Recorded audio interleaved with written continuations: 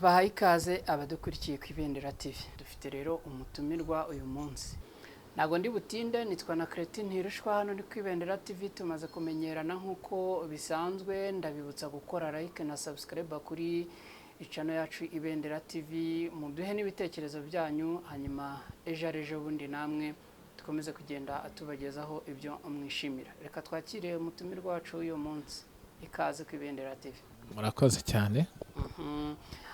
Urakoze nawe, tunagushimira kuba witabiriye ubutumirwa bwacu. Reka rero tudatinze tuguha umwanya utangire uganire n'abadukurikiye ku Ibendera TV. Uratangira twibwira.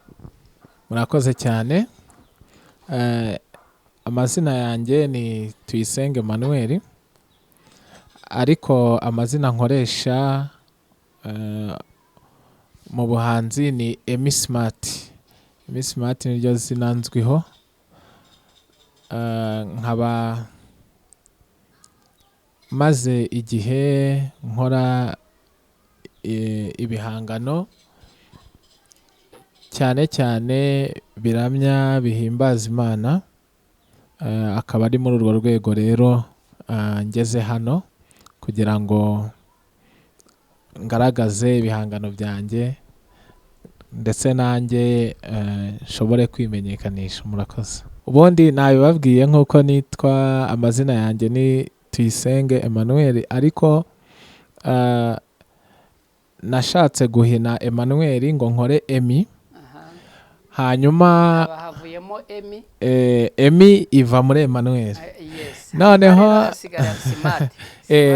studio rero nagiye gukoreramo bwa mbere, yari studio iri ahantu i Nyamirambo, sindi wivuge. Mpageze nsanga harimo abandi ba Emi benshi, ariko ku izina Emi akaba yarongeyeho akandi kantu.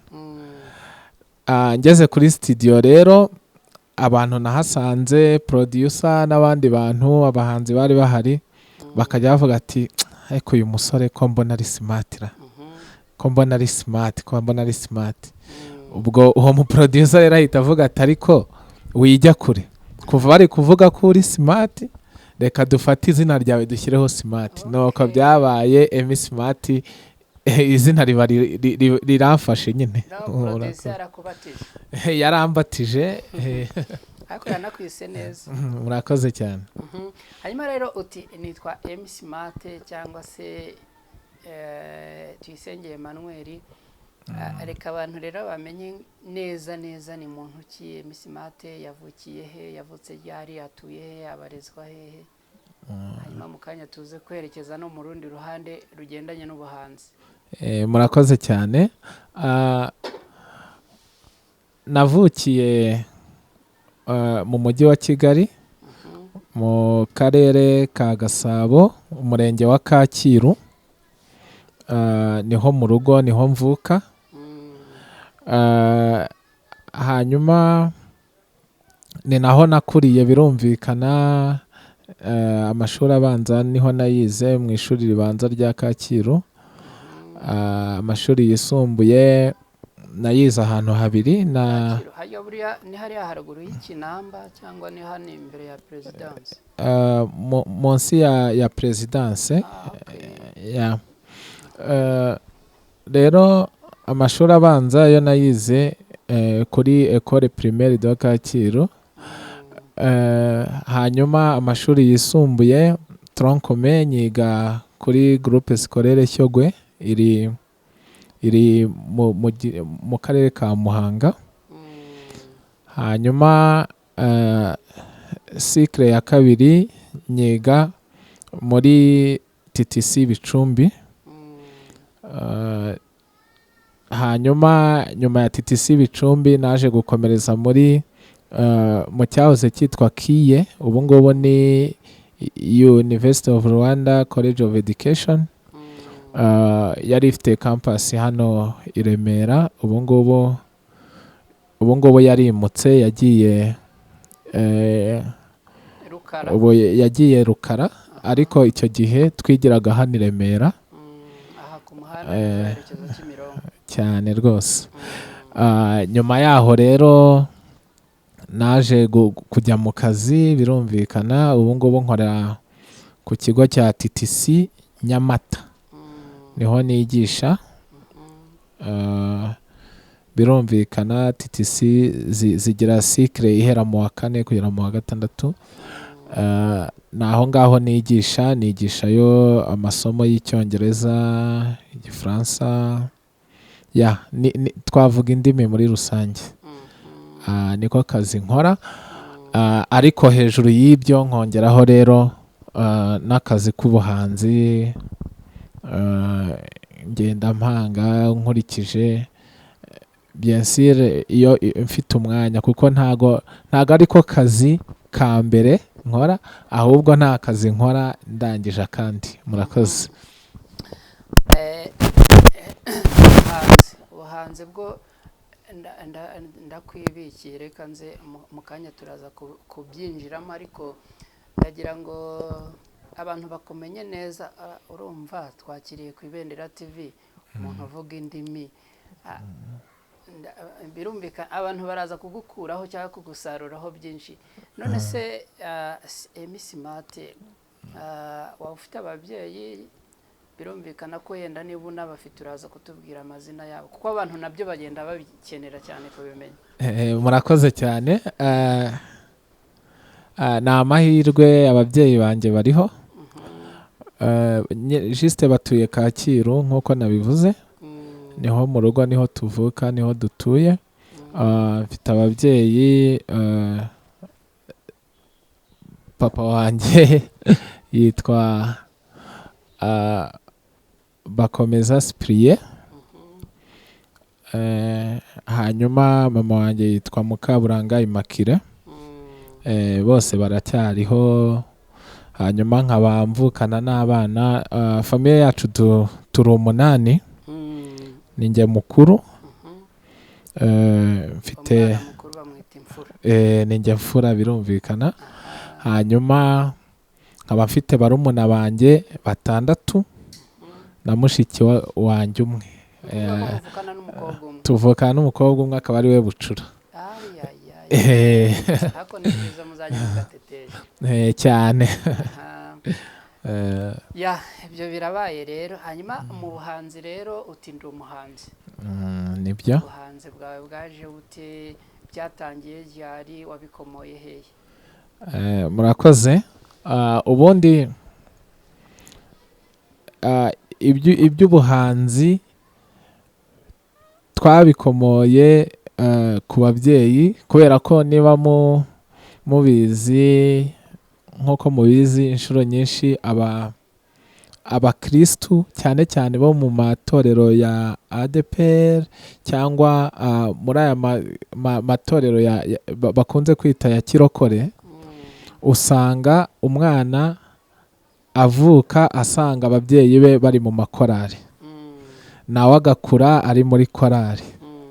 Hanyuma uretse kubikuriramo gutyo uko nagiye nzamuka ngeze muri secondaire nakomeje njya mu makorari ariko ngeze muri cycle ya kabiri ntangira noneho kujya ngerageza kuririmba nanjye indirimbo zanjye bwite. Nka ku mwanya mu rusengero nkaririmba. Hanyuma ndangije secondaire nibwo natangiye noneho gutekereza kuba nafata indirimbo zanjye nkashaka uko nzisohora. Birumvikana kubera mikoro n'ubushobozi ntago byari byoroshye, ntibyari guhita bikunda, ariko nagiye nandika indirimbo nkazibika. Ntangiye rero gukora akazi nibwo natangiye kwinjira muri studio ntangira gukora indirimbo. Hanyuma mu gutangira nashatse no kuba najya mvanga nkakora sakira nkakora na gospel, ariko nyuma nza kudesida gukora gospel gusa. Ubu ngubu rero navuga ko ubu ngubu ni gospel ndi gukora zonyine. Nkaba maze igihe kitari gitoya nzikora, ariko nyine bitewe n'ubushobozi ngenda nkora buhoro buhoro, nanone n'umwanya kuko ntago mba mfite umwanya wuzuye wo kuba nakoresha gusa mu buhanzi. Iyo mbonye umwanya nkora indirimbo nkeya gutyo nuko nkora. Okay. Ubwo kugeza uyu munota waba ufite indirimbo zingana iki? Murakoze. Kugeza uyu munota maze kugira indirimbo, reka wenda mvuge ku za gospel kuko arizo ndi gukoraho cyane. Indirimbo za gospel maze kugira ni indirimbo 10 zose hamwe. Hanyuma mu ndirimbo 10 za gospel mfite, maze gukora video lyrics 4. Hanyuma maze gukora na video clip 1. Izo nizo za gospel maze gukora, ariko izindi mfite zitari gospel, hari izindi mfite zitari gospel. Hari indirimbo yitwa Nkeje Inganji nigeze gukora mbere y'amatora ya 2017. Nayikoze mu rwego rwo gushishikariza abantu, kwereka abantu ibyo twagezeho, no kubashishikariza kuzatora neza birumvikana. Iyo ngiyo yo narayikoze, nayo nyikorera amashusho, irasohoka. Nagize n'amahirwe yo yanyuraga ku ma televiziyo amwe n'amwe nka RTV, KS2, BTN n'ayandi. Iyo ngiyo yo nagize amahirwe iba publiye. Ubu rero nkaba mfite indirimbo nshyashya, nayo ifite amashusho ya gospel. Imaze ibyumweru nka 2 isohotse. Niyo ndirimbo nshyashya navuga ya gospel mfite, ariko mfite n'izindi nyinshi muri studio zitarasohoka. Okay. So reka dufate akaruhuka kanya gatoya, mu kanya turaje dukomeze n'ikiganiro cyacu. Murakoze cyane. Sezerano za televiziyo zikuzanira ama-interview adasobanutse ngo harimo ibishegu n'ibindi byose. Sezera ibyo byose kuko Ibendera TV iyi ni isakaza amashusho, ikaba televiziyo ikorera kuri YouTube, ikuzana ibiganiro byose bishoboka. Ibendera TV, nyaruka udasanga abandi bamaje kugerayo bakagutanga iby'ubwenge, ibiganiro hirya no hino, abahanzi ndetse na comedy, ibiganiro ama-interview, ndetse kandi uragerayo usanga n'ijambo ry'Imana. Ibyo byose nukugerayo gusa andikamo Ibendera TV, maze ukora subscribe, like na comment, ukomeze unezezwe na byinshi bashyiraho kuri Ibendera TV. Ibendera TV, ihuriro ry'ibiganiro by'ubwenge, abanyamakuru bujuje ubumenyi. Iyo nitegereje ubuntu ujya ungirira, nkareba urukundo nkunda ntabikwiriye, ndi umwana w'umuntu ndavuga ntushimwe. Njya mpera mu gitondo ndeba ibyiza ukora, izuba rikarenga ukingirira neza, ntujya ubirambirwa ndavuga ntushimwe. Ibyo bituma mwami shima izina ryawe, nkavuga ijwi rirenga rimvuye ku mutima, ni warakoze Yesu, icyubahiro ni cyawe. Warakoze Yesu, icyubahiro ni cyawe. Warakoze Yesu, icyubahiro ni cyawe. Iyi ndirimbo abanyeshuri wigisha kimwe n'abandi bantu bagukunda n'abandi bakuzi n'abamwiganye bose bazayumva kandi bazaryoherwa. Iyi ndirimbo yitwa ngo iki? Iyi ndirimbo yitwa Warakoze Yesu. Niyo nari mvuze mperuka gukorera clip vuba aha ngaha. Ni indirimbo nziza cyane iri mu njyana ya rumba. Buriya nuko hari agace gacamo, ariko icyo nshatse kwerekana ni uburyo itangira, hanyuma hakaza ako gace ka nyuma nasorejeho, noneho imeze nkaho yashyushye. Noneho ni indirimbo nziza cyane cyane iri mu njyana ya rumba. Mu by'ukuri ni indirimbo nahimbye ndi mu bihe byiza cyane nishimye, ntekereza aho Imana yagiye idukura, aho yagiye itugeza, nkareba ibyo Imana yakoze nkabona ni byinshi pe. Hanyuma nza kwicara iyi ndirimbo ndayandika nshimira Imana. Ni indirimbo umuntu wese ufite aho Imana yamukuye yakwishimira, yamuryohera. Ni indirimbo nziza cyane. Mu by'ukuri tutagiye kure, umuntu wese uriho aba afite aho ava n'aho ajya. Hari ibintu byinshi Imana igenda idukorera. Navuga yuko nanjye ubwanjye mu byo navuze nshimira Imana, mu byo navuze ngo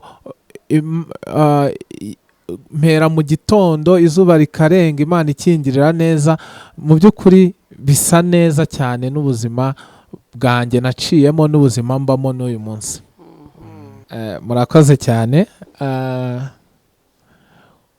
Nk'uko mubimbajije ni n'ikibazo cyiza cyane nkunda, kuko niho umuntu yintroducinga byimbitse, kuko haba hari abantu bashobora no kuvuga ati uriya musore iki, ariko mu by'ukuri mu bijyanye n'urukundo ndubatse, ndi umugabo wubatse, mfite umudamu umwe n'abana 3. Rero kuri urwo ruhande ngira ngo ku bijyanye n'urukundo nicyo nabivugaho. Murakoze cyane. Uwaguha gasuhuza madamu yenda se ukagira n'ikintu mubwira, n'amazina ye yaba atarabikujije ukayavugaho, hari icyo byaba bitwaye? Murakoze cyane. Umudamu wanjye yitwa Uwamahoro Vestine, ariko dukunda kumwita Vava. Hanyuma icyo namubwira ni nk'icyo nsanzwe mubwira, ndamukunda cyane. Hanyuma abana banjye mfite 3 b'abakobwa. Umwe yitwa Keza, Tuyisenge Aline, uwundi yitwa Neza Tuyisenge Pitsia, uwundi yitwa Beza Tuyisenge Hori. Ni 3. Nabo ndabakunda cyane. Keza, Neza, Beza cyane. Hari na mama wabo Vava, kumve ko tubahaye turabasuhuje cyane rwose, turabakunda cyane. Okay.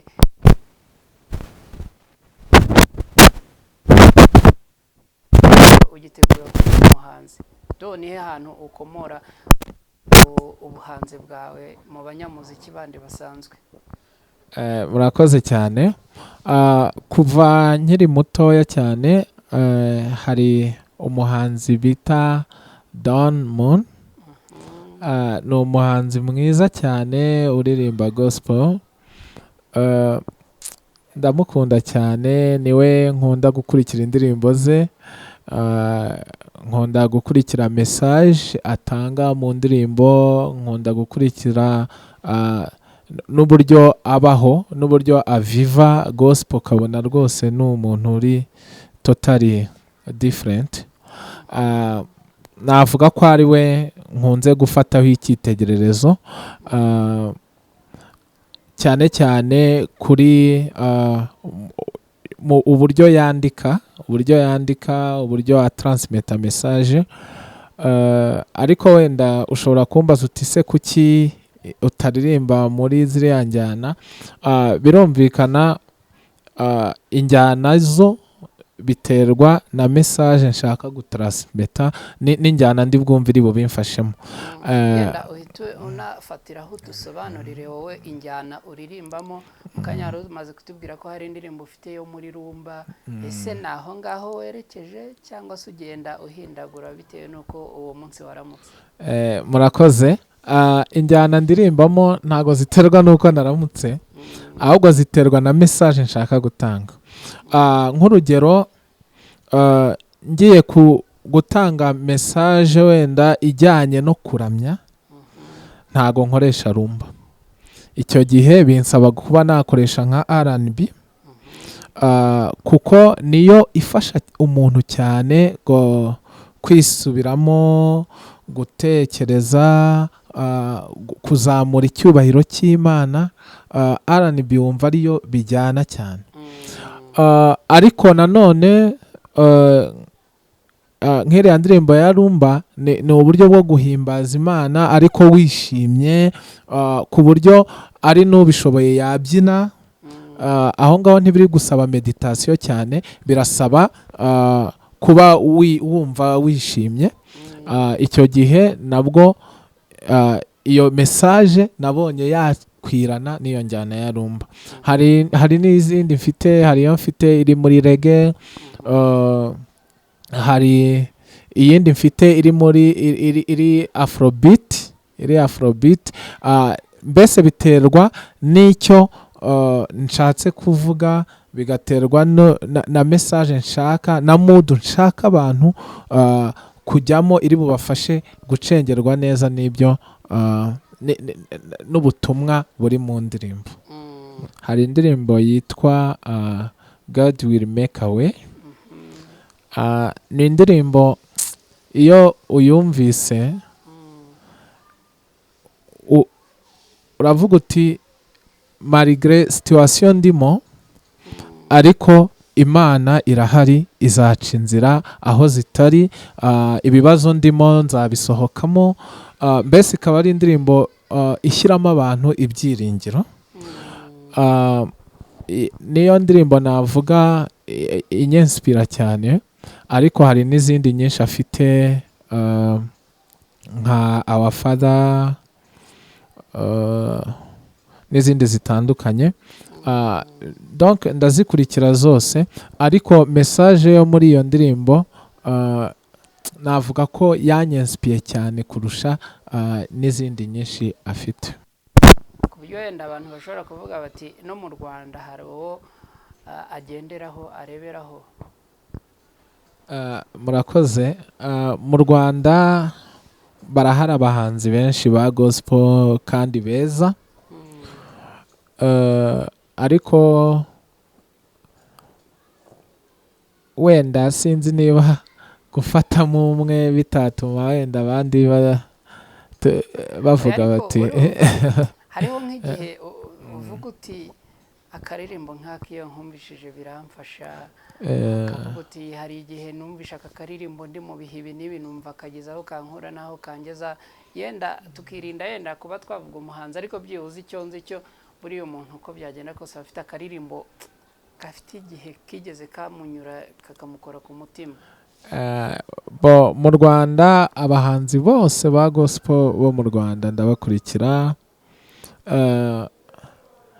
ariko ntago byangora kuvuga ngo umuntu umwe, kubera yuko buri muhanzi aba afite message asohora mu ndirimbo bitewe n'igihe runaka.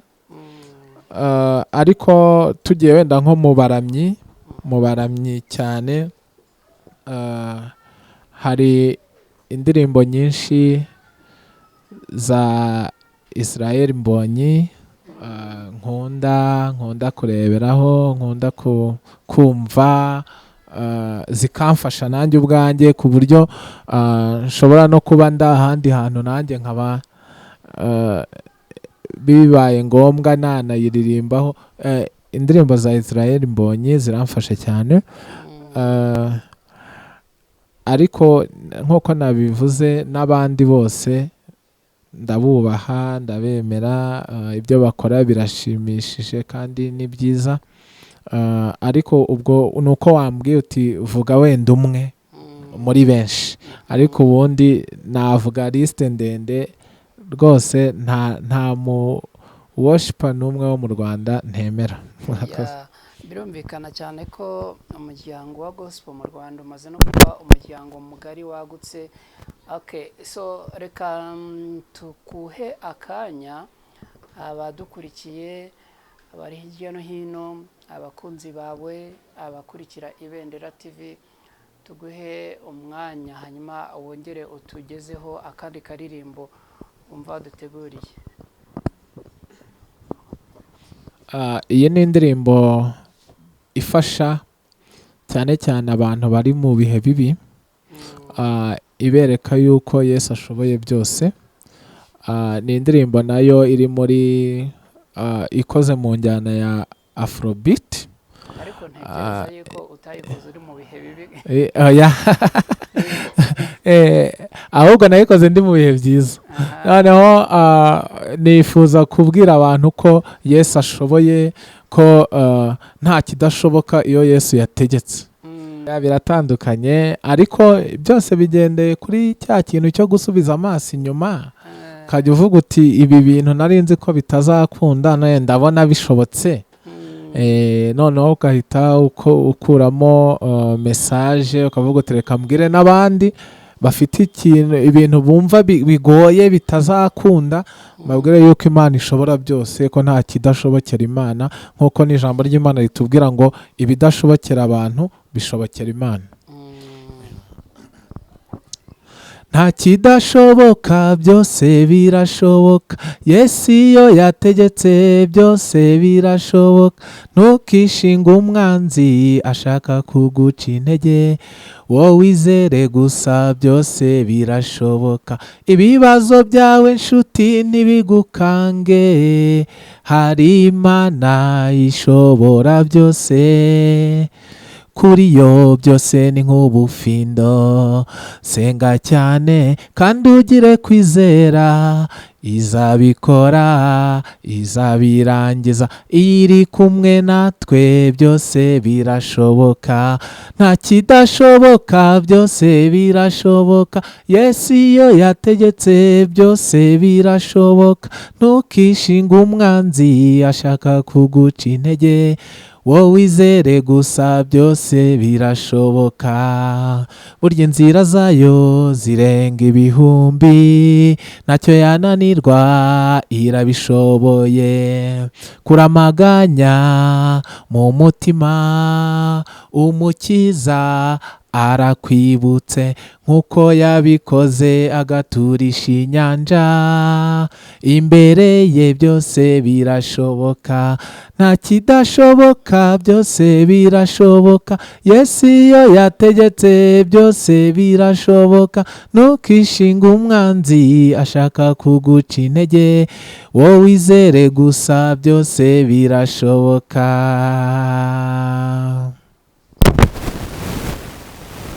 Rero wayiririmbye ushaka gutambutsa ubuhe butumwa? Nashaka kubwira abantu cyane cyane bafite ibibagora muri iyi si, niko bimeze. Abantu benshi baba bafite ibibazo bitandukanye. Nashaka kububakamo icyizere, kwizera Imana. Nubwo situation yaba igoye uyu munsi, ariko ejo ntikomeza kuba igoye. Ibibazo mfite uyu munsi ejo bizaba byarakemutse. Niba koko nizeye Imana, Imana irahari kugira ngo ikemure ibyo bibazo, ikureho imisozi, ikureho ingorane mfite. Rero icyo nge nsabwa ni ukwizera, nk'uko hariya mvuga ngo wowe wizere gusa byose birashoboka. Gira kwizera, niyo waba uri muri situation mbi, niyo waba uri mu bikugoye, gira kwizera. Ibintu byose imbere y'Imana birashoboka, kandi isaha y'Imana iyo igeze ntirenga. Iyo niyo message nashaka gutanga muri iyi ndirimbo. 2018 gutyo nibwo nayanditse, ni nabwo nayikoze. Yasohotse 2019. Yasohotse 2019. Hanyuma indirimbo yawe ya mbere byo iyo yasohotse mu uhe mwaka? Indirimbo ya mbere ntago yari gospel. Ntago yari gospel, ariko yasohotse hashize igihe ni nka 2010 cyangwa 2011. Intumbero yawe ni iyihe? Murakoze cyane. Intumbero nyamukuru ni iyo gukorera Imana, kuganisha abantu benshi kuri Kristo, abantu bakamenya Imana, bagakizwa, bakava mu bibi. Ariko nkanjye nk'umuhanzi icyo nifuza cyane nuko byarenga indirimbo imwe ebyiri nanjye nkagira za alubumu, ndetse nkaba indirimbo zanjye zikaba zagera kure hashoboka, ntizibe izo dukoresha hano gusa cyangwa mu Rwanda gusa, zikaba zagera kure, mbese nkaguka mu buryo bwose. Niyo ntumbero mfite kandi numva nzageraho, kuko maze kubona inzu y'umuziki imfasha. Ndumva igisigaye nahanjye ho gukora indirimbo nyinshi zishoboka, kandi nkunda cyane kugenda nkora innovation. Numva hamwe nuko tugenda duhura n'abantu, hari inama batugira, hari support bagenda baduha zitandukanye, numva nzakomeza gukora n'ibintu navuga bigendanye n'igihe, ntitugire uburyo umuntu aba limited ngo yirimite mu njyana wenda cyangwa mu butumwa, ahubwo umuntu akagenda yaguka uko bwije uko bukeye, anagendana n'igihe. Numva ariyo vision mfite cyane, no gukora indirimbo nyinshi, nkaba nasohora alubumu, ariko nkanagerageza no kubimenyekanisha kugira ngo ubutumwa bugere hose, nk'uko Yesu yavuze ngo mugende mwigishe amahanga yose. Ukanagerageza no kubimenyekanisha ibihangano byawe.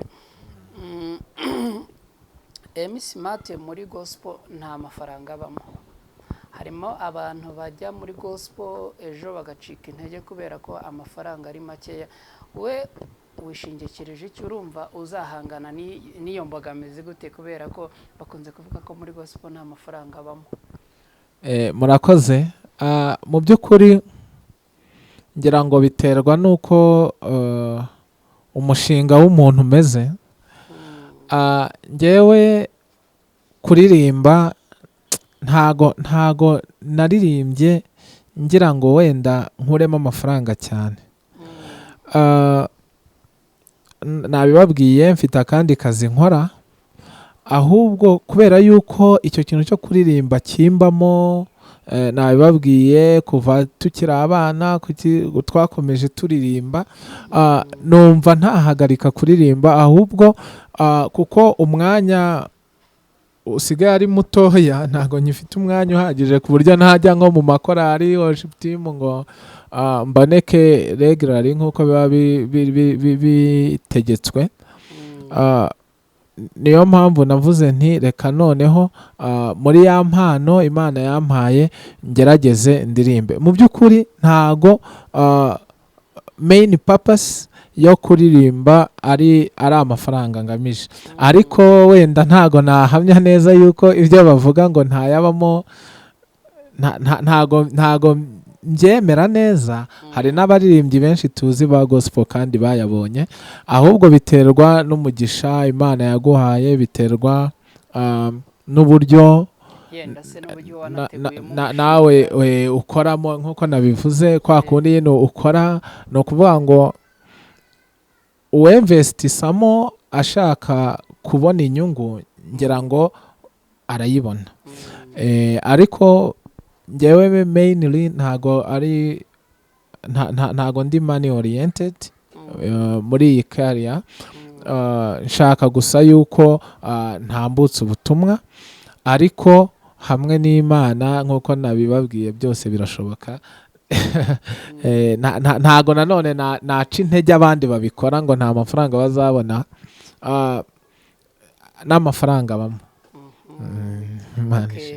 Reka dushimire rero mwe mwese abari bari kumwe natwe ku Ibendera TV, tubibutsa ko ari ikiganiro ni muntu ki, aho dutumira abahanzi banyuranye tukaganira nabo tugamije ko buri muntu uwo ari we wese impano ye ijya ahagaragara kandi ikamenyekana.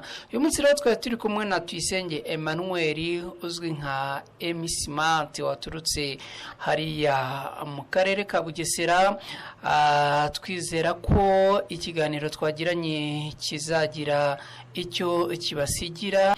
Njye nari hana Cretine Ntirushwa, reka mbashimire mu mwese twabanye ku Ibendera TV, mbibutsa kuduha ibitekerezo byanyu, ari nako kandi mbibutsa gukora like na subscribe kuri channel yacu Ibendera TV. Ndabashimiye cyane rero, hani ku Ibendera TV nkuko bisanzwe tuzajya tugenda dukomeza kugenda tubana mu biganiro byinshi kandi binyuranye tubategurira. Ngirirweho mugira amahoro n'amahirwe.